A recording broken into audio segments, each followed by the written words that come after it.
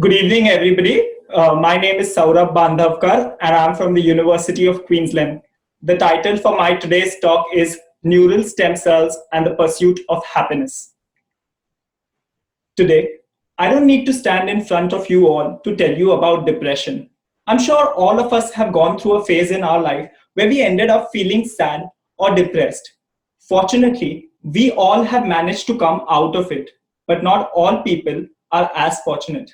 Allow me to tell you a story of Joey. Joey is a patient of depression, a neurological mood related disorder. Unlike you and I, Joey can't feel happiness or sense the simple pleasures of life. He's constantly anxious and thinks that nobody cares for him or asks him what he's doing. And it's not just Joey out there. There are millions of people worldwide suffering from depression, and approximately 70% of them go unnoticed.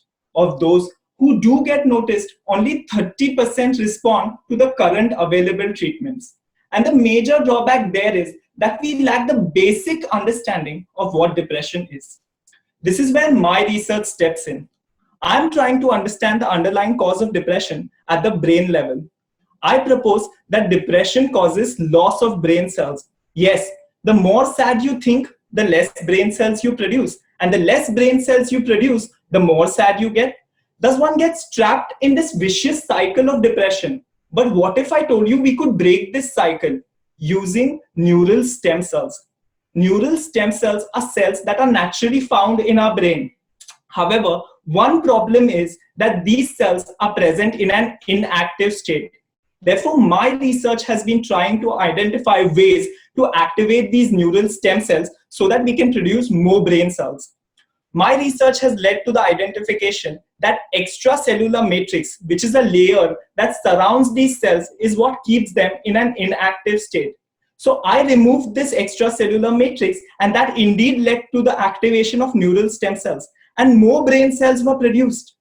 This discovery certainly made me and my supervisor happy. But could this be used to make patients suffering from depression happy?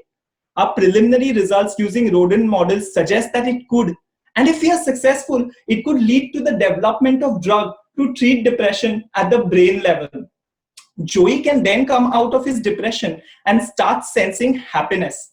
Happiness, guys, is there anything more important than that, especially during the times of a global pandemic? Happiness is what we crave for. Happiness is what we long for. And I sincerely believe that if we could find out ways to activate neural stem cells, we could help patients suffering from depression worldwide.